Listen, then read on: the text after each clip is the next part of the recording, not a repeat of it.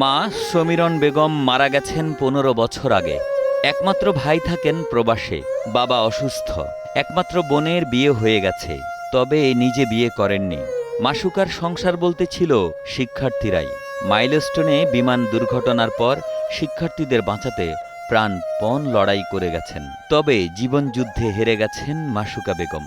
বাংলাদেশের মানুষের জানা থাকে, একটু যেটা হলো বিভিন্ন মিডিয়াতে যা শুনেছি যে উনি ইচ্ছা করলে বাঁচতে পারত, উনি ইচ্ছা করলে নিজের জীবন সেভ করতে পারতেন, কিন্তু সন্তান তুল্য বাচ্চাদেরকে বাঁচাতে গিয়ে তার নিজের জীবন উৎসর্গ করে দিয়েছেন। এইরকম ইতিহাস নজিরবিহীন ইতিহাস। মঙ্গলবার ২৩ জুলাই সন্ধ্যায় ব্রাহ্মণবাড়িয়ার আশুগঞ্জ উপজেলার সোহাগপুর গ্রামের পারিবারিক কবরস্থানে তাকে দাফন করা হয়। মৃত্যুর আগে মাসুকা জানিয়েছিলেন লাশটা যেন তার বোনের কাছে পৌঁছে দেয়া হয়। বোনের ইচ্ছা অনুযায়ী লাশ দাফনের কথাও বলে গেছেন মৃত্যুর আগে। যে কলিগরা যারা ছিল সাথে, ও অ্যাক্সিডেন্ট করার পরে নাকি ঘন্টাখানেক জ্ঞান ছিল, তখন সে নাকি বলছে যে আমি তো মনে হয় বাঁচবো না, যেভাবে দগ্ধ হয়েছে বা যেভাবে ইয়ে হয়েছে, তো আমার লাশটা সম্ভবত আমার ভাই থাকে বিদেশ, আমার বাবা অসুস্থ, আমার বোন বা বোন জামাই আসলে আমরা যেভাবে খুশ কইরা এদেরকে আমার লাশটা এদের কাছে পৌঁছাই দিয়ে, বা খুশ করে আবার বোন জামাইরে বা বোনের যোগাযোগ করে লাশটা পৌঁছাই দিয়ে। মাসুকার লাশ বহন করা অ্যাম্বুলেন্সের শব্দ শুনে জড়ো হতে থাকেন সোহাগপুর গ্রামের মানুষ। একটি চেয়ারে নির্বাক বসা ৭০ বছর বয়সী বাবা সিদ্দিক আহমেদ চৌধুরী।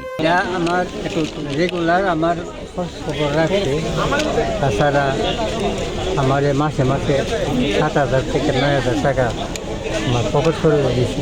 এক্সট্রিম মশার কয়েল প্ল্যান্ট ফাইবার দিয়ে তৈরি, তাই সহজে ভাঙে না, সুগন্ধিযুক্ত ও নিরবিচ্ছিন্নভাবে জ্বলে। ডেঙ্গু, চিকুনগুনিয়া বাহি সহ যে কোনো মশার বিরুদ্ধে দেয় এক্সট্রিম সুরক্ষা। জানাজার আগে বাবাকে এক নজর দেখানো হলো লাশবাহী গাড়িতে থাকা মাসুকাকে। চোখের পানি ধরে রাখতে পারলেন না বাকরুদ্ধ সিদ্দিক আহমেদ। অন্যের জন্য নিজের জীবন বিলিয়ে দেয়া শিক্ষিকা মাসুকা বেগমের এই বিদায় মেনে নিতে পারছেন না এলাকাবাসীও। এত অল্প বয়সে আমার ছাত্রী জানাজা আমাকে পড়তে হবে, আমি এটা ভাবতে পারি নাই। যদিও সরকারি কর্মকর্তা, তবু সরকারের কাছে আমি তদন্ত দাবি করছি। বাংলাদেশে কি আর জায়গা নেই? প্রশিক্ষণ বিমান অন্য জায়গায় কেউ উঠতে পারতো না। আমি এই বিদেহী আত্মার প্রতি আমি নিজে দোয়া করি এবং আপনারা সবাই দোয়া করবেন।